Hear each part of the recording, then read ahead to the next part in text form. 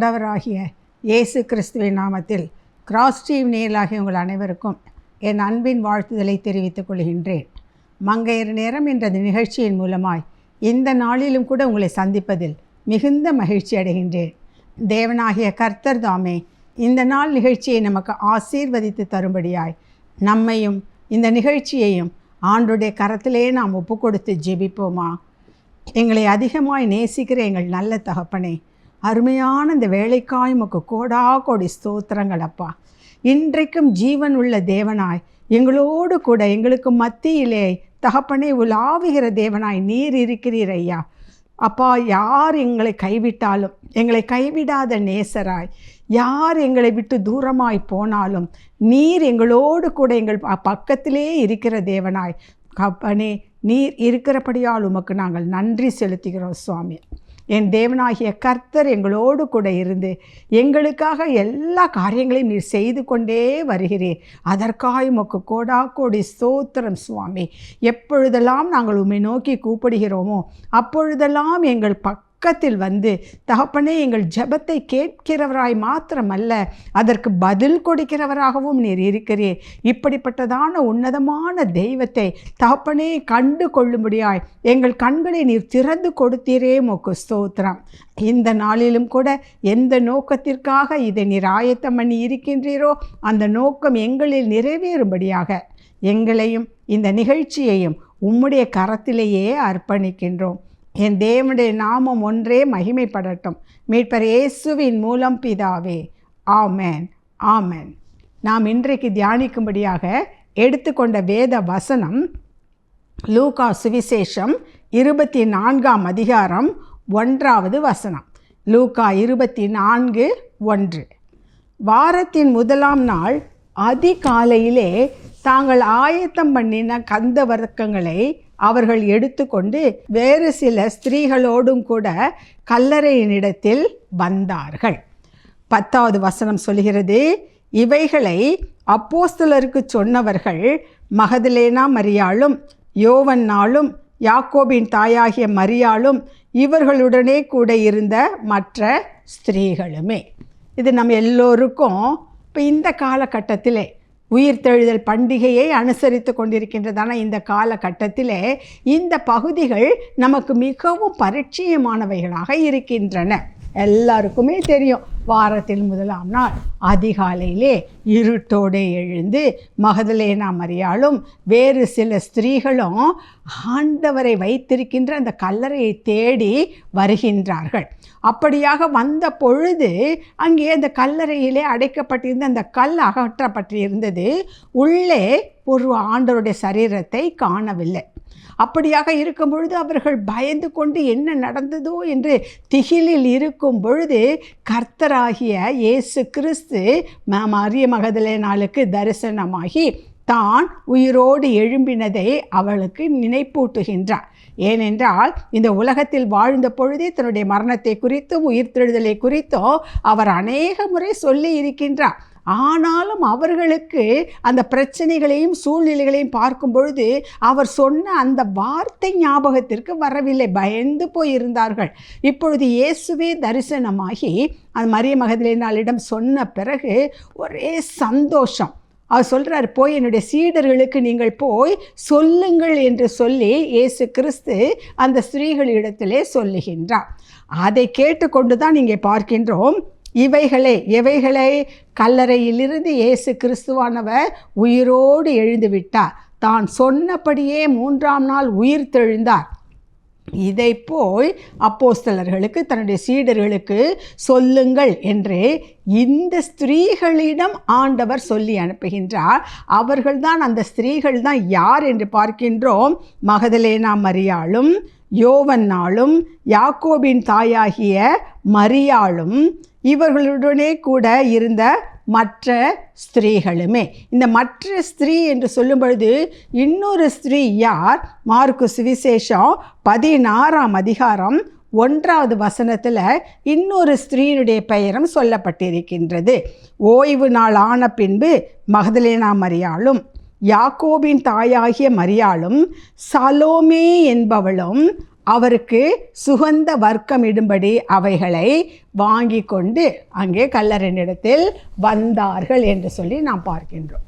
கிறிஸ்துவுக்குள் பிரியமானவர்களே, வாரத்தின் முதல் நாள் அதிகாலையில் இருட்டோடு எழுந்து பெண்கள் கல்லறைக்கு வருகின்றார்கள் என்று சொன்னால் அது எத்தனை பெரிய காரியம். பகல் வேளையாக இருந்தால் கூட பெண்கள் கல்லறை பக்கம் செல்வதற்கு, வெறும் பெண்களாக செல்வதற்கு பயப்படுகின்ற ஒரு காலகட்டம்.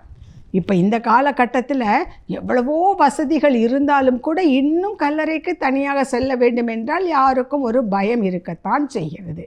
ஆனால் அந்த காலத்திலே நாம் பார்க்கின்ற ஒரு வசதிகளும் இல்லாத, ஒரு லைட் வசதி இருக்காது, அங்கே போவதற்கான பாதை சரியாக இருக்காது. இப்படிப்பட்டதான ஒரு சூழ்நிலையில் அதிகாலையிலேயே அந்த இருட்டோட, பகலில் கொஞ்சம் கூட வெளிச்சம் இல்லாத ஒரு சூழ்நிலையில் அவர்கள் வருகின்றார்கள். இது எதை காட்டுகிறது? ஆண்டவராய் இயேசு கிறிஸ்துவின் மீது அவர்களுக்குள்ள அத்தனை அன்பு. அந்த அன்பு சகலத்தையும் தாங்கும், அன்பு சகலத்தையும் மூடும் என்று இருக்கிறதே, அதற்கு இதுதான் அர்த்தமோ? இயேசுவின் மீது அவர்கள் வைத்த அந்த அளவற்ற அன்பின் நிமித்தமாக அந்த வேளையிலும் கூட எப்படியாவது நம்ம போய் பார்த்து விட வேண்டும். ஆக அந்த அன்பு பயத்தை புறம்பே தள்ளிவிட்டது. வேதத்தில் பார்க்கிறோம் அல்லவா, பூரண அன்பு பயத்தை புறம்பே தள்ளும். ஆக அந்த பயம் அவர்களை விட்டு நீங்கி போனது. அங்கே வருகின்றார்கள். ஆனால் வந்த இடத்துல தான் அவர்களுக்கு ஒரு பெரிய அதிர்ச்சி ஊட்டக்கூடிய ஒரு காட்சி. என்ன? கல்லறை திறந்திருந்தது, உள்ளே இயேசுவின் சரீரத்தை காணவில்லை. அப்படியாக அவர்கள் பயந்து நடுங்கி திகிலுற்று என்ன ஆயிற்று என்று கலக்கத்தோடு இருக்கும் பொழுது தான் அங்கே ஆண்டவராய் இயேசு கிறிஸ்து தோன்றி தான் உயிரோடு எழுந்ததை அவர்களுக்கு அறிவிக்கின்றார். அறிவித்ததோடு மட்டுமல்ல, அவர் சொல்லுகின்ற ஒரு காரியம், இதை நீங்கள் போய் என்னுடைய சீடர்களுக்கு சொல்லுங்கள். எதை சொல்லுங்க? நான் உயிரோடு எழுந்து விட்டேன் என்று சொல்கிற இந்த நற்செய்தியை நீங்கள் போய் சொல்லுங்கள் என்று அவர் கூறுகின்றார். கிறிஸ்துவுக்குள் பிரியமானவர்களே, அங்கே சென்ற அந்த ஸ்திரீகள் எல்லாம் யார் என்று இங்கே பெயர் தெளிவாக சொல்லப்பட்டிருக்கின்றது. அவர்களெல்லாம் யார்? மரிய மகதலேனாலும், யோவன்னாலும், சலோமி என்பவர்களும், யாக்கோபின் தாயாகிய மரியா என்பவர்களும், 4 பேருடைய பெயர்கள் இங்கே சொல்லப்பட்டிருக்கிறது. இவர்களை குறித்து தான் நாம் இன்றைக்கு தியானிக்கப் போகின்றோம்.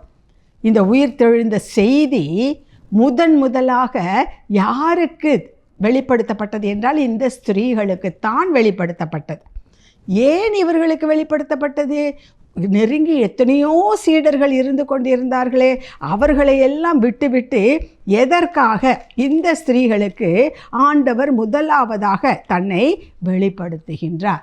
அதற்கு காரணம் என்ன தெரியுமா? அந்த மார்க்கு சுவிசேஷம் 15வது அதிகாரத்தில் 40வது வசனம் இவ்விதமாய் சொல்கின்றது. சில ஸ்திரீகளும் தூரத்திலிருந்து பார்த்து கொண்டிருந்தார்கள். எதை பார்த்து கொண்டிருந்தார்கள்? ஆண்டவராகிய இயேசு கிறிஸ்து அந்த கல்வாரி சிலுவையிலே அந்த மரண அவஸ்தைப்பட்டு கொண்டிருக்கின்றதை அவர்களும் தூரத்திலிருந்து பார்த்து கொண்டிருந்தார்கள். அப்படின்னா என்ன அர்த்தம்? அவருடைய பாடுகள் சென்ற பாதையிலே இவர்களும் சென்று கொண்டிருந்தார்கள். அவர் சிலுவையிலே அறையப்பட்டு அவர் நிறுத்தப்பட்ட பிறகு அவர்கள் ஒரு தூரத்திலே நின்று அந்த பாடுகளிலே பங்கு பெறும் பொருட்டாக, அதை பார்க்கும் பொருட்டாக அவர்கள் நின்று கொண்டிருந்தார்கள். ஆனால் சீடர்கள் யாரும் அப்படி நின்றதாக வேதத்தில் சொல்லப்படவில்லை. இவர்கள் தூரத்திலே நின்று அந்த ஸ்திரீகள் எல்லாம் பாருங்கள், சில ஸ்திரீகளும் தூரத்திலிருந்து பார்த்து கொண்டிருந்தார்கள். அவர்கள் கலிலேயாவில் இருந்தபோது அவருக்கு பின் சென்று ஊழியம் செய்து வந்த மகதலேனா மரியாளும், சின்ன யாக்கோபும், யோசேக்கு தாயாகிய மரியாளும், சலோமே என்பவளும். ஆக இந்த 4 பேரும் வந்ததுக்கு காரணம் என்ன? ஆண்டவராகிய இயேசு கிறிஸ்துவுடைய சிலுவையின் பாதையிலே அவர்கள் அவரை தொடர்ந்து வந்தார்கள். அந்த பாடுகளிலே இவர்கள் பங்கு பெற்றார்கள். ஆக பாடுகளிலே பங்கு பெற்ற காரணத்தினால் இதோ இந்த உயிர்த்தெழுதலின் மகிமை முதலாவதாக அவர்களுக்கு வெளிப்பட்டது. சீடர்கள் எல்லோரும் ஓடிவிட்டார்கள். நன்மையை பெற்றவர்கள் எல்லோரும் ஓடிவிட்டார்கள். அங்கே யாரையும் காணவில்லை. சிலுவையில் அறைந்த அந்த போர் சேவகன் இவர்களெல்லாம் தான் நம்ம அவரை சுற்றி நின்று கொண்டு இருந்தார்கள். இயேசுவின் தாயாகிய மரியாளும் அவருக்கு அன்பான சீஷனாகிய யோவானும் நின்று கொண்டிருந்தார்கள். மற்ற எல்லாரும் எங்கே போனாங்கன்னு தெரியலை. ஆனால் இந்த ஸ்திரீகள் அவர்கள் தூரத்தில் நின்று கொண்டு அவருடைய பாடுகளிலே இவர்களும் பங்கு பெற்று கொண்டு இருந்தார்கள். அதைத்தான் ஆண்டவர் பார்த்தார். நான் துன்பப்படுகின்ற வேளையிலே, நான் கஷ்டப்படுகின்ற வேளையிலே, இதோ எனக்காக கண்ணீர் சிந்தும் பொருட்டாக உள்ளம் உடைக்கப்பட்டவர்களாக இந்த ஸ்திரீகள் கடைசி வரையிலும் என்னோடு கூட பயணித்தார்கள்.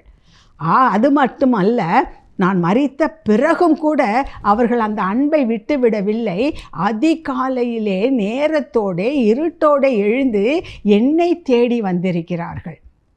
ஆக அந்த ஸ்திரீகளுடைய அன்பு என் இயேசுவின் உள்ளத்தை நெருக்கி ஏவியது.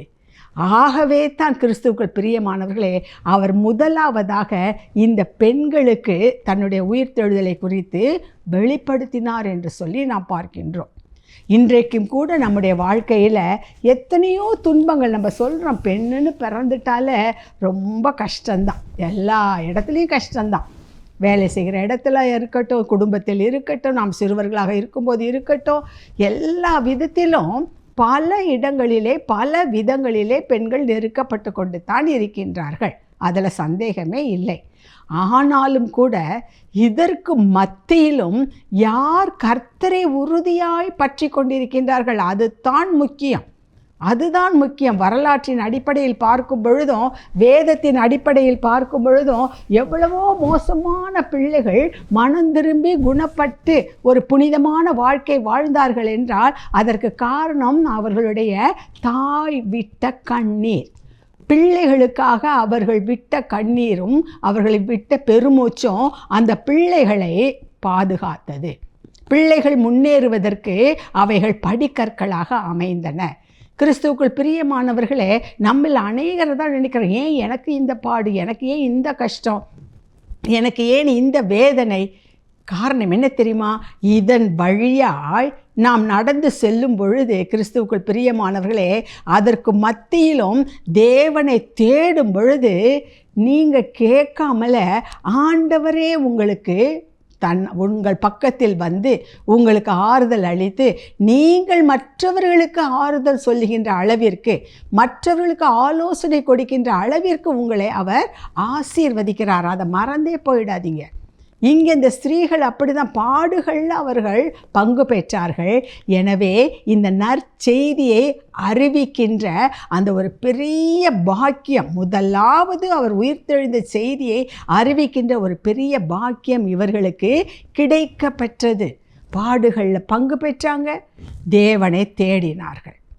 இதை கேட்டுக்கொண்டிருக்கின்ற அன்பான சகோதரி, நீங்கள் யாராக இருந்தாலும் சரி, ஆண்களோ பெண்களோ, நமக்கு வந்திருக்கின்ற துன்பங்களை, துயரங்களை, வேதனைகளை, இழப்புகளை, போராட்டங்களை கிறிஸ்துவுக்காக சகித்து அவரையே நம்பி அவரையே நோக்கி நாம் பார்த்து கொண்டு இருப்போம் என்று சொன்னால், கர்த்தர் நம்மை கொண்டு பெரிய காரியங்களை செய்ய அவர் வல்லமை உள்ளவராக இருக்கிறார்.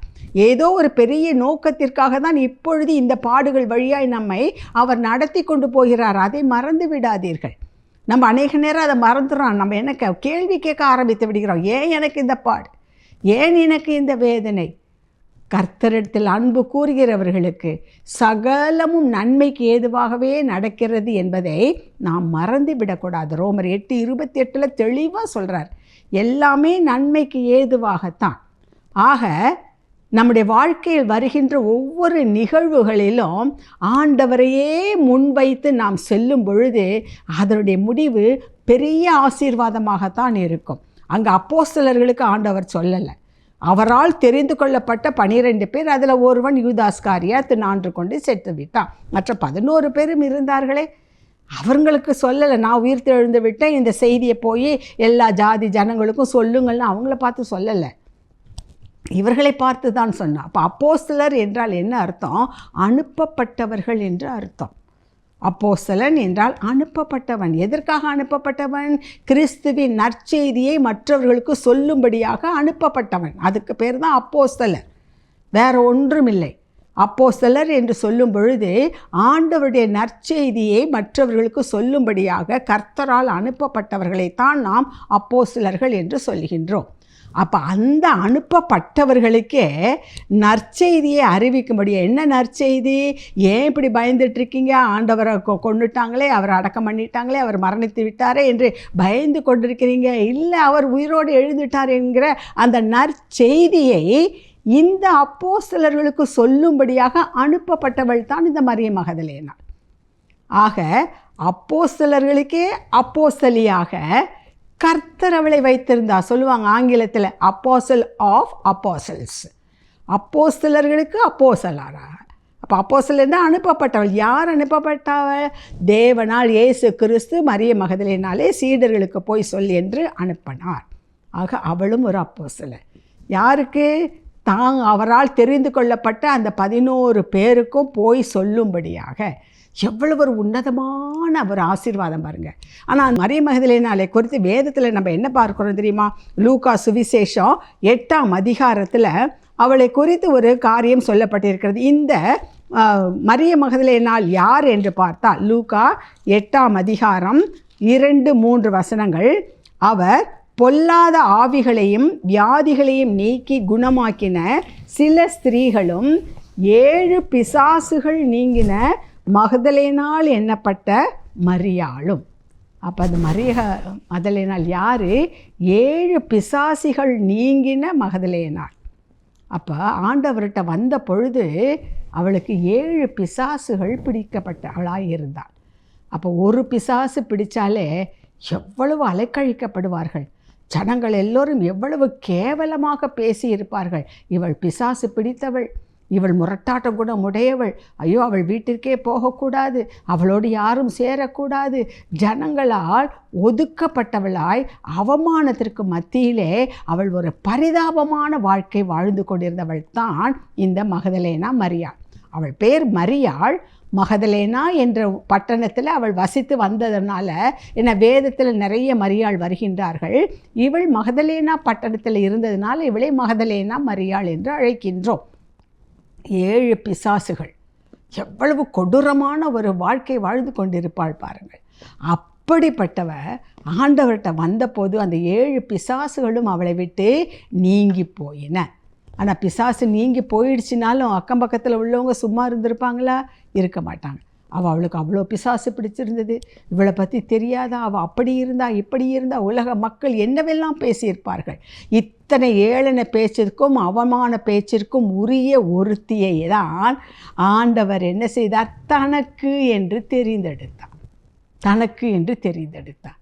மக்களால் ஒதுக்கப்பட்ட, மக்களால் வெறுக்கப்பட்ட, மக்களால் அவமானப்படுத்தப்பட்ட ஒரு பெண், இந்த மகதலேனா நாட்டைச் சேர்ந்த இந்த மரியாளை தேவன் தன்னுடைய உயிர்த்தெழுந்த செய்தியை தன்னால் தெரிந்து கொள்ளப்பட்ட அப்போஸ்தலர்களுக்கு சொல்லும்படி இவளை தெரிந்து கொண்டான். எவ்வளவு உன்னதமான ஆண்டவர் பாருங்கள், எவ்வளவு உன்னதமானவர். யோவான் 1:9 சொல்வது போல இந்த உலகத்தில் வந்த எந்த மனிதனையும் பிரகாசிக்கிற ஒளி அந்த மெய்யான ஒளி. இதை கேட்டுக்கொண்டிருக்க அன்பான சகோதரி சகோதரி, உன்னுடைய நிலைமையை குறித்து, பொருளாதார நிலைமையை குறித்து அல்லது குடும்ப நிலைமையை குறித்து இப்படி இருக்கின்றோமே, என்னை மதிப்பவர் யாரும் இல்லையே, எனக்கு ஒரு நல்ல எதிர்காலம் வருமா, இப்படியெல்லாம் கேள்வி கேட்காதீங்க. நீங்கள் செய்ய வேண்டிய ஒன்றே ஒன்று என்ன தெரியுமா? இந்த மகதலேனா மரியாள் என்ன செய்தார்? எல்லா பிசாசுகளை நீங்கின பிறகு கர்த்தருக்கென்று தன்னை அர்ப்பணித்து விட்டார். நல்லதோ கெட்டதோ எல்லாவற்றிலும் அவர் செய்து வந்த அற்புதங்கள் செய்த சமயத்திலும் கூட இருந்திருப்பார். இவர்கள் எல்லோரும் ஆண்டவருக்கு ஊழியம் செய்து கொண்டு இருந்தார்கள் என்று வேதம் சொல்லுகின்றது. ஆக ஆண்டவருக்காக தங்களை அர்ப்பணித்து கொண்டு இருந்தார்கள். எதுவரையிலும்? அவர் மரணிக்கின்ற வரையிலும். அதோடு நின்று விட்டதா? அல்ல, அதற்கு பிறகும் தேவனை தேடுகிறவர்களாக இருந்தார்கள். இதைத்தான் கர்த்தர் உங்களிடமும் என்னிடமும் எதிர்பார்க்கின்றார். இவங்களா புறக்கணிக்கப்பட்டாங்களே, எல்லாரும் அவமானப்படுத்துகிறாங்களே, நான் இவ்வளோ ஜெபம் பண்ணுறேனே, எனக்கு ஒரு முன்னேற்றம் இல்லையே, என் குடும்பத்தில் எந்த இம்ப்ரூவ்மெண்ட்டையும் காணாமே. கவலைப்படாதீர்கள். கிறிஸ்துவுக்குள் பிரியமானவர்கள், இந்த சூழ்நிலைகள் எல்லாம் பார்த்து கொண்டு இருந்தீர்கள் என்றால் தேவனை பார்க்க மறந்து விடுவீர்கள். தேவனை பார்ப்பதற்கு நேரம் இல்லாமல் போய்விடும். எனவே அநேக ஆசீர்வாதத்தை இழந்து போய்விடுகின்றோம். என்ன வந்தாலும் எது வந்தாலும் என் தேவனை நம்புவேன் என்று சொல்லி அவரையே நோக்கி பார்த்து கொண்டு இருக்கும் பொழுது கர்த்தர் நம்மை கொண்டு பெரிய காரியத்தை அவர் செய்ய வல்லவராக இருக்கிறார். அதை மறந்து விடாதீர்கள். ஆக தன்னை வெளிப்படுத்தின முதலாவது ஸ்திரீக்கு யார்? மரிய மகதலேனாளாக இருக்கின்றார். ஆக பேய் பிடித்து ஒதுக்கப்பட்ட வெறுக்கப்பட்ட இவைகளை ஆண்டவர் என்ன செய்கின்றார்? தெரிந்தெடுத்து தன்னுடைய நற்செய்தியை, முதலாவதாக உயிர்த்தெழுந்த செய்தியை மற்றவர்களுக்கு அறிவிக்கின்ற ஒரு மிஷனரியாக ஆண்டவர் அவளை மாற்றினார். உங்களையும் என்னையும் அவரால் மாற்ற முடியாதா? உங்கள் நிலைமையை மாற்ற முடியாதா? இப்பொழுது இருக்கிற நிலைமையை காட்டிலும் 1000 மடங்கு ஆசீர்வதிக்க அவரிடத்தில் வல்லமை இல்லையா? பிறகு எதற்காக கவலைப்படுகின்றீர்கள்? பிறகு எதை நினைத்து கலங்குகின்றீர்கள்? உயிர்த்தெழுந்த ஆண்டவர் இன்றைக்கும் உயிரோடு இருக்கிறார். இப்படிப்பட்ட மக்களை அவர் இன்னும் தேடிக்கொண்டிருக்கிறார். நான் யாரை உயர்த்தட்டும், யாரை மேன்மைப்படுத்தட்டும், யாரை பலுகி பெருக செய்யட்டும், தேவன் தேடிக்கொண்டிருக்கிறார். நாம தான் அதை மறந்து போய் விடுகின்றோம். ஆக கிறிஸ்துவுக்குள் பிரியமானவர்களே, இந்த மகதலேனா நான் செய்தது போல நாமும் கூட ஆண்டவரை தேடுகிறவர்களாக இருப்போம் என்று சொன்னால் கர்த்தர் நம்மை கொண்டும் பெரிய காரியத்தை செய்வார். அதற்கு அடுத்ததாக அவளோடு கூட போனது யார் என்று பார்க்கின்றோம்? யோவன்னாள் என்பவளும் அந்த 4 ஸ்திரீகளில் ஒருவராக சொல்லப்பட்டிருக்கின்றார்கள். இந்த யோவன்னாள் யார் தெரியுமா? லூக்கா 8ஆம் அதிகாரம் 3வது வசனம் சொல்கிறது, ஏரோதின் காரியக்காரனான கூசாவின் மனைவியாகிய யோவன்னாளும் பிறகு சூசன்னாளும் தங்கள் ஆஸ்திகளால் அவருக்கு ஊழியம் செய்து கொண்டு வந்த மற்ற அநேகம் ஸ்திரீகளும் அவருடனே இருந்தார்கள். அப்போ இந்த யோவன்னாள் யார்? ஏரோதின் காரியக்காரனான கூசாவின் மனைவி. அப்போ ஏரோது யாருன்னு தெரியும். அப்போ அந்த இடத்துக்கு அவன் தான் ராஜா. அப்போ அப்படி இருக்கும்பொழுது அவனுக்கு காரியக்காரன் என்று சொன்னால் மிகுந்த உயர்ந்த பதவியில் இருப்பவன் தான், அவனுடைய நம்பிக்கைக்கு பாத்திரனாய் இருப்பவன் தான். அப்படி இருக்கின்ற ஒருவனுக்கு இவள் மனைவி. அவன் தான் கூசா என் மனைவியாகிய யோவன்னாளும். அப்போ இந்த யோவன்னாள் யார்? நல்ல பணக்கார ஸ்திரீ, நல்ல பதவி இருக்குது, பணம் இருக்குது, அந்தஸ்து இருக்குது, எல்லாம் இருக்குது. ஆனாலும் வேதம் என்ன சொல்லுகின்றது? அவர்கள் தங்களுடைய ஆஸ்திகளால் ஊழியம் செய்து கொண்டு வந்தார்கள். ஊழியம் செய்து கொண்டு வந்தார்கள். அவங்களுக்கு இருக்கிற ஆஸ்தி அவங்க பெரிதுபடுத்தலை, அவங்களுக்கு இருக்கிற அந்தஸ்து அவங்க பெரிதுபடுத்தலை. அறைய இவர் காடு மேடு மலைன்னு போயிட்டுருக்காரு, இவர் பின்னால் யார் போக முடியும் என்று சொல்லவில்லை. அவர்களுக்கு ஒன்று தெரிகிறது, இவரே மெய்யான மேசையா. கர்த்தரை கண்டு கொண்டார்கள். எனவே அவர்கள் இந்த பணம் பதவி இதெல்லாத்தையும் ஒரு பொருட்டாக எண்ணாமல் கர்த்தரே தேவன் என்று சொல்லி, இந்த இயேசுவே மேசையா என்று சொல்லி அவரை பின்தொடர்கின்றவர்களாக, அவருக்கு தங்களால் இயன்ற ஊழியம் செய்பவர்களாக இருந்தார்கள். தங்களுடைய ஆஸ்திகளால் என்றும் சொல்லப்பட்டிருக்கின்றது. கிறிஸ்துவுக்குள் பிரியமானவர்களே, ஒருவேளை நம்மால் வெளியே போய் ஊழியம் செய்ய முடியாத நிலைமையில் இருந்தாலும், கர்த்தருக்காக நம்மால் எதையும் வெளியே சென்றோ அல்லது வேறு பிரயாசப்பட்டோ ஒன்றும் செய்ய முடியவில்லை என்றாலும், நமக்கு கர்த்தர் கொடுத்திருக்கின்ற பொருளாதார ஆசீர்வாதம் இருக்கின்றதே, அதை வைத்து அந்த ஊழியத்தை நிறைவேற்றுபவர்களை நாம் தாங்கினால் அதுவும் ஒரு ஊழியம். ஊழியம் செய்வதற்கு எவ்வளவோ பொருளாதார தேவைகள் இருக்கின்றன, எவ்வளவோ காரியங்கள் இருக்கின்றன. அவற்றை பூர்த்தி செய்வதற்கு உங்களுக்கு கர்த்தர் கொடுத்திருக்கின்ற அந்த ஆசீர்வாதத்தில் ஒரு பங்கை நீங்கள் செலுத்தினீர்கள் என்று சொன்னால் கர்த்தர் மகிமைப்படுகின்றார். இந்த யோவன்னாள் அப்படிதான். பெரிய ராஜா இந்த ஏரோதுக்கு காரியக்காரனாயிருந்த கூசா என்பவருடைய மனைவி. நல்ல அந்தஸ்து, நல்ல பணம், எல்லா வசதியும் இருக்குது. அவள் நிம்மதியாக அதில் இருப்போம் என்று இருக்கவில்லை. ஏனென்றால் அவளுக்கு ஒன்று தெரிகிறது, இவைகள் எல்லாம் நமக்கு மன நிறைவை கொடுக்க முடியாது, இவை ஒன்றும் நம்மை பரலோக ராஜ்யத்திற்கு கொண்டு போக முடியாது. அவர் ஒருவரே, இயேசு ஒருவரே பரலோக ராஜ்யத்திற்கு நித்திய ஜீவனை அளிக்க வல்லவர். அவர் ஒருவரே உண்மையான சமாதானத்தை கொடுக்க வல்லவர் என்பதை அவள் அறிந்து கொண்டாள், தெரிந்து கொண்டாள். எனவே மற்றவற்றையெல்லாம் அவள் உதாசீனப்படுத்திவிட்டு இயேசுவை தேடி வந்தாள். இதை கேட்டுக்கொண்டிருக்கிற அன்பான சகோதரனே சகோதரி, ஒருவேளை நாம் அல்லது கேட்டுக்கொண்டிருக்கின்ற நீங்கள் அந்த ஃபீல்டுக்கு போயோ மற்ற இடங்களுக்கு போயோ ஆண்டவரை பற்றி சொல்ல முடியாத ஒரு சூழ்நிலை இருக்கலாம். ஆனால் கர்த்தர் கொடுத்திருக்கின்ற பொருளாதார ஆசீர்வாதம் இருக்கிறதல்லவா, கர்த்தர் கொடுக்கின்ற நேரம் இருக்கிறதல்லவா, அந்த நேரத்தில் மற்றவர்களுக்காக ஊழியம் செய்பவர்களுக்காக ஜெபிக்கலாம் அல்லவா. அதைத்தான் ஆண்டவர் கேட்கின்றார். அப்படிப்பட்டவர்களுக்கு தன்னை அவர் வெளிப்படுத்துகின்றார். அப்படிப்பட்ட பிள்ளைகளுக்கு தன்னை வெளிப்படுத்தி, இந்த யோவன்னாலும் அவ்வளவுலாம் இருந்தாலும் கூட அதிகாலையில் மரிய மகதலேனாளோட இவங்களும் கல்லறைக்கு போயிருக்காங்க. நாம் அப்படி காலையில் ஆண்டவரை தேடுகின்றோமா? சற்று யோசித்து பாருங்கள். இது நாம் சிந்தித்து செயல்பட வேண்டிய ஒரு காலமாக இருக்கிறது கிறிஸ்துவுக்குள் பிரியமானவர்களே. ஆக அந்த யோவன்னாள். அடுத்தது சலோமி என்பவர். இந்த சலோமி யார் என்று சொன்னால், அந்த செபதேயுனுடைய, இந்த செபதேயு யார்? யாக்கோபுக்கும் யோவானுடைய தாய். இந்த செபதேயுனுடைய பொசிஷன் என்ன தெரியுமா? அவங்க இயேசு கிறிஸ்துவை நன்றாக அறிந்து கொள்வதற்கு முன்பதாக இவங்க தான் ஆண்டவர்கிட்ட கேட்குறாங்க, இயேசுவே நீங்கள் பரலோக ராஜ்யத்தில் இருக்கும்பொழுது என் பிள்ளையில ஒரு பிள்ளை வலது பக்கமோ ஒரு பிள்ளைய இடது பக்கமோ நீங்கள் வச்சுக்கோங்க அப்படின்னு சொல்கிறாங்க. அப்போ ஆண்டவர் சொல்கிறாரு, இதெல்லாம் எவ்வளவு கஷ்டம், நீங்கள் கேட்குற கேள்வி என்னென்று உங்களுக்கே தெரியலை. யாருக்குன்னு குறிக்கப்பட்டிருக்கின்றதோ அது அவர்களுக்கு தான்.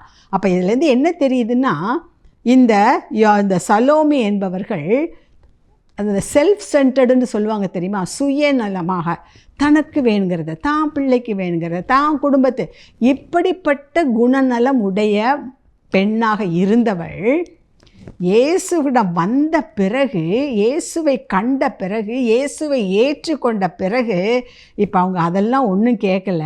என் இயேசுவை நான் பார்க்க வேண்டும், என் இயேசுவோடு நான் இருக்க வேண்டும், அவர் தான் எனக்கு முக்கியம், அவர் என்ன செய்ய நினைக்கின்றாரோ அது எங்கள் வாழ்க்கையிலே நிறைவேறட்டும் என்று சொல்லி தன்னை முற்றிலுமாய் அர்ப்பணித்த ஒரு பெண்ணாக இருந்தார். இயேசுவை காண்பதற்கு முன்பதாக இருந்த நிலைமை என்ன? சுயநலம், தான், தன் குடும்பம், தன் பிள்ளைகள் எல்லாம் இப்படி தான். இதை கேட்டுக்கொண்டிருக்கின்ற அன்பான சகோதரனே சகோதரியே, நம்முடைய நிலைமை எப்படி இருக்கின்றது? நாம் எப்படி இருக்கின்றோம்? இந்த சலோமியை போல, முன்பு இயேசுவை அறிவதற்கு முன்பதாக இருந்த சலோமியை போல இன்றைக்கு நம்முடைய ஜெபங்களும் நம்முடைய உபவாசங்களும் நம்முடைய எல்லா பக்தி முயற்சிகளும் எதை நோக்கி ஃபோக்கஸ் பண்ணி கொண்டிருக்கிறோம் தெரியுமா? நான் நல்லா இருக்கணும், என் குடும்பம் நல்லா இருக்கணும், என் சந்ததி நல்லா இருக்கணும், என் தொழில் நல்லா இருக்கணும், இப்படித்தான். ஆனால் உண்மையாக உயிர்த்தெழுந்த இயேசுவை நாம் அறிந்திருப்போம் என்று சொன்னார், கிறிஸ்துவுக்குள் பிரியமானவர்களை, இவர்களில் ஒன்றையும் நாம் சட்டை பண்ண போவது கிடையாது. ஏனென்றால் மத்தேயு 6:33 சொல்கிறது, முதலாவது தேவனுடைய ராஜ்யத்தை அவருடைய நீதியையும் தேடுங்கள், அப்பொழுது இவைகளெல்லாம் சேர்த்து கொடுக்கப்படும். அவள் அதை அறிந்திருந்தாள். நித்திய ஜீவனை தேடுங்கள், தேவனுடைய ராஜ்யத்தை தேடுங்கள், அவருக்கு ஏற்புடையதை செய்யுங்கள், மற்ற எல்லா காரியமும் தானாக உங்களுக்கு வரும் என்று அறிந்து அப்படியே இயேசுவை ஏற்றுக்கொண்டவன் தான் இந்த சலோமி. ஆகவே தான் அவர்களுக்கும் உயிர்த்தெழுந்த இயேசுவை காணும்படியான ஒரு பாக்கியம் கிடைத்தது. உங்கள் வாழ்க்கையிலே அப்படி கிடைக்கணும்னா நீங்கள் செய்ய வேண்டிய ஒரு காரியம் என்ன தெரியுமா? மற்றவர்களுக்காக ஜெபியுங்கள், மற்றவர்களுக்காக ஜெபியுங்கள். மற்றவர்களுக்காக ஜெபித்த பொழுது யோபு தன்னுடைய சிநேகிதர்களுக்காக ஜெபித்தான், கர்த்தர் அவன் சிறையிருப்பை மாற்றினார் என்று இருக்கிறதே. அதே போல் உங்கள் சிறையிருப்பு மாற்ற வேண்டும் என்றால் அந்த உயிர்த்தெழுந்த ஆண்டவர் உங்களுக்குள் கிரியை செய்ய வேண்டும் என்று சொன்னார். இதே போல நாமும் மற்றவர்களுக்காக ஜெபிக்கிறவர்களாக இருக்க வேண்டும் என்பதற்கு ஒரு அடையாளமாகத்தான் இதை வைத்திருக்கிறார். சலோமியை நமக்கு ஆண்டவர் கொடுத்திருக்கின்றார். அதே போல் இன்னும் ஸ்திரீ யார் என்று பார்த்தால் யாக்கோபின் அம்மாவாகிய, அதை தாயாகிய மரியா. யாக்கோபுன்னு சொல்லும்போது சின்ன யாக்கோபுன்னு சொல்லுவாங்க. அது யாக்கோபு யோவான் அவங்க 2 பேர் பிரதர்ஸ், அது வேறு. ஆனால் இந்த சின்ன யாக்கோபு என்று நமக்கு வேதத்திலே மார்க் 15:40 சொல்லப்பட்டிருக்கு, சின்ன யாக்கோபின் தாயாகிய மரியா என்று சொல்லி.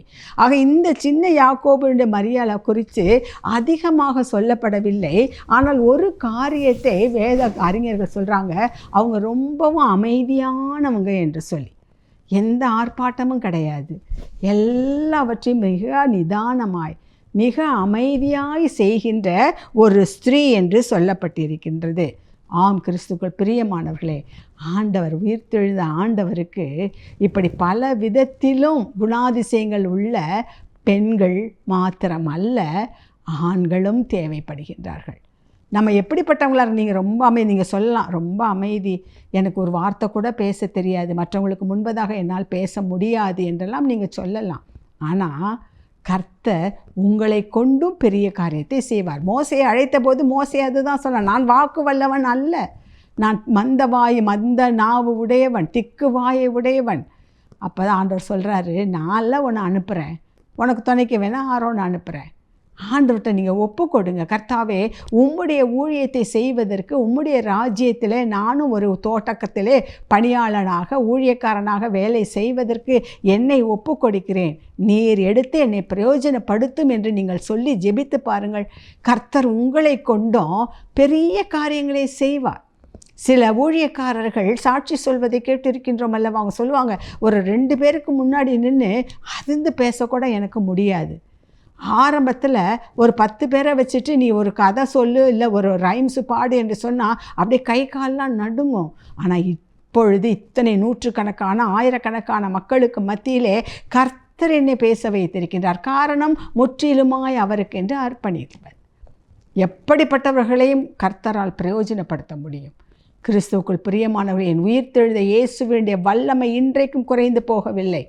7 பிசாசுகளை பிடித்திருந்த அந்த மகதலேனா மரியாள், ஏளனப்படுத்தப்பட்ட அவமானப்படுத்தப்பட்ட அந்த பெண்ணுக்கும், பெரிய பணக்காரனாக இருந்து உலகத்தின் பின்னே சென்று கொண்டிருந்து இயேசுவை ஏற்றுக்கொண்ட அந்த பெண்ணுக்கும், தான் தன் குடும்பம் என்று சுயநலமாக இருந்த அந்த சலோமி என்ற அந்த பெண்ணிற்கும், மிகவும் அமைதியும் பொறுமையும் நிதானமாக இருக்கிற சின்ன யாக்கோபுவின் தாய் அவந்தஸ்து, இவர்களுக்கு தேவன் இப்படிப்பட்டவர்களை தெரிந்தெடுத்து தன்னுடைய உயிர்த்தெழுந்த செய்தியை தன்னால் தெரிந்து கொள்ளப்பட்ட தான் கூடவே இருந்தவர்களை, நிறையா அற்புதங்களை கண்டவர்கள், அவரோடைய உபதேசங்களெல்லாம் கேட்டவர்கள், இவருடைய பாடுகளை குறித்து, மரணத்தை குறித்து, உயிர்த்தெழுதலை குறித்தெல்லாம் முன்னறிவித்தவைகளாம் கண்டவர்கள், இப்படிப்பட்டவர்களுக்கு தான் உயிர்த்தெழுந்த செய்தியை அனுப்புவதற்கு சாதாரண பெண்களை கர்த்தர் தெரிந்து கொண்டார் என்று சொன்னால், என் தேவனுடைய அன்பு எப்படிப்பட்டது என்று பாருங்கள், அவருடைய வல்லமை எப்படிப்பட்டது என்று பாருங்கள். உயிர்த்தெழுந்த வல்லமை அதுதான் பிரியமானவர்களே. எதிர்பாராத, நடக்க முடியாத, நம்பிக்கையற்ற, மூடப்பட்ட இவ்வளோ பெரிய கல்லை யார் புரட்டுவா அப்படின்னு இவங்க தயங்கி நிற்கல. அவங்க எப்படியாவது போகணும்னு போனாங்க. இவங்க நம்பிக்கை நிமித்தமாக அங்கே பார்க்குறாங்க, கல் ஏற்கனவே புரட்டப்பட்டிருந்தது. உங்களுடைய வாழ்க்கையிலும் கூட அப்படி இது எப்படி ஆகுமோ, இந்த பிரச்சனைக்கு என்ன முடிவோ, என்ன செய்வது என்று திகைத்து கொண்டிருக்கின்ற அன்பான சகோதரி சகோதரி, நம்பிக்கையோடு முன்னே வா. உயிர்த்தெழுந்த வல்லமை அந்த கல்லை புரட்டும் என்ற நம்பிக்கையோடு வா. ஏன் இப்படி ஆகிவிட்டது என்று கண்ணீர் விட்டு கொண்டிருக்கின்ற அன்பான சகோதரனே சகோதரி, கர்த்தருடைய பாதத்தில் நீ கண்ணீரை வடிக்கிறத விட்டுட்டு பின்னோக்கி பாரு. அவர் உனக்கு பின்னாடி தான் நின்றுட்டுருக்கார். மகனே மகளே, ஏன் அழற, ஏன் அழுகிறாய்? மறைமதிலால் பார்த்தா கேட்ட ஸ்ரீயே, ஏன் அழுகிறாய்? இன்றைக்கு உங்களை பார்த்து கேட்குறார், ஏன் அழுகிறீர்கள்? உயிர்த்தெழுந்த வல்லமை இன்றைக்கும் குறைந்து போகவில்லை. அந்த இயேசு உங்கள் பக்கத்தில் தான் இருக்கின்றார், உங்களோடு கூட தான் இருக்கிறார். உங்களையும் அவர் ஆசீர்வதித்து உயர்த்த வல்லவராக இருக்கிறார். அவரிடம் நம்மை அர்ப்பணிப்போமா? தகப்பனே, இதோ இந்த வேளையிலும் எங்களை உம்முடைய கரத்திலே அர்ப்பணித்து ஜெபிக்கிறேன் ஐயா. அப்பா, உம்முடைய உயிர்த்தெழுந்த வல்லமை எவ்வளவு பெரியது சுவாமி, எவ்வளவு பெரியது. அதை நாங்கள் உணராதவர்களாக இருந்த காரணத்தினால்தான் தகப்பனே, இன்னும் ஆண்டவரை, இன்னும் துன்பத்திலும் கண்ணீரிலும் கவலையிலும் மூழ்கி கொண்டிருக்கின்றோம். உயிர்த்தெழுந்த பண்டிகையை கொண்டாடுகிறோம் சுவாமி, ஆனால் அதன் வல்லமை என்ன என்பதை இன்னும் நாங்கள் ருசித்து பார்க்கவில்லை. அநேக பிரசங்கங்களை கேட்குறோம், வேதத்தை வாசிக்கிறோம், ஆனால் அவைகள் இன்னும் எங்கள் உள்ளத்திலே விழுந்து தகப்பனே, அது எங்களுக்குள் இன்னும் கிரியை செய்ய விடாதபடிக்கு எங்களுக்குள் எத்தனையோ தடைகள் இருக்கின்றதே. அந்த தடைகளை எல்லாம் இந்த வேளையில் நீர் உடைத்தெறிந்து போடு சுவாமி. இதை கேட்டுக்கொண்டிருக்கின்ற அன்பு பிள்ளைகளுக்கு தகப்பனே, நீர் வைத்திருக்கின்ற ஆசீர்வாதங்கள் எவ்வளவோ பெரியது ஆண்டவரே, எவ்வளவோ பெரியது. அவர்கள் தங்களையே பார்த்து கொண்டு, சூழ்நிலையே பார்த்து கொண்டு, துன்பத்திலும் துயரத்திலும் வேதனையிலும் சமாதானத்தை இழந்து காணப்படுகின்றார்களே. அப்பா, அந்த பிள்ளைகளுடைய கண்களை நீர் திறந்து விடுவீராக. நீர் திறந்து விடும் சுவாமி. உண்மை காணட்டும். நீங்கள் பக்கத்தில் தான் இருக்கிறீங்கன்றதை அவங்க உணர்ந்து கொள்ளட்டும். என் தேவனால் கூடாத காரியம் ஒன்றும் இல்லை என்ற அந்த உறுதியான விசுவாசம் அவர்களுக்குள் வரட்டும் சுவாமி. தகப்பனே, அந்த நம்பிக்கையின் நட்சத்திரமாய் நீர் இருக்கிறீர் என்பதை அவர்கள் புரிந்து கொள்ளட்டும். நாம் அறித்து போன ஒரு தெய்வத்தை நாம் வழிபடவில்லை. ஜீவனுள்ள தேவனையே நாம் வழிபடுகின்றோம். எந்த நேரத்திலும் நான் உன்னை விட்டு விலகுவதும் இல்லை, உன்னை கைவிடுவதும் இல்லை என்று சொன்ன தேவன் எங்களோடு கூட இருக்கிறார். ஆகவே நாங்கள் எதை குறித்தும் பயப்பட மாட்டோம், கலங்க மாட்டோம் என்று சொல்லி பிள்ளைகள் தைரியமாய் அறிக்கை பண்ணட்டும். எப்படிப்பட்ட பலவீனம் இருந்தாலும், எப்படிப்பட்ட வியாதி இருந்தாலும் அதை சுகமாக்கக்கூடிய வல்லமை என் தேவனிடத்தில் உண்டு. உயிர்த்தெழுந்த ஆண்டவரிடத்தில் அந்த வல்லமை உண்டு என்று சொல்லி பிள்ளைகள் தைரியமாய் முன்னேற என் தேவனாகிய கர்த்தர் கிருபை செய்வீராக. இதை கேட்ட ஒவ்வொரு அன்பு பிள்ளைகளையும் அவர்கள் குடும்பங்களையும் உம்முடைய கிருபையுள்ள கரத்திற்குள்ளாக ஒப்பு கொடுக்கிறேன். உயிர்த்தெழுந்த வல்லமை அவர்கள் ஒவ்வொருவருடைய உள்ளத்திலும் பாயட்டும், இல்லத்திலும் பாயட்டும் சுவாமி. உம்முடைய தெய்வீக சமாதானத்தினாலும் சந்தோஷத்தினாலும் நிரப்புவீராக. நீர் ஒருவரே போதுமானவர். ஜீவனுள்ள தேவன் எங்களோடு கூட இருக்கிறீர் ஆண்டவரே. உமக்கு ஸ்தோத்திரம், உமக்கு நன்றி. உமக்கே துதி கன மகிமையெல்லாம் மீட்பர் இயேசுவின் மூலம் பிதாவே. ஆமென், ஆமென். உயிர்த்தெழுந்த ஆண்டவர் நம்மோடு கூட இருக்கிறார். God bless you.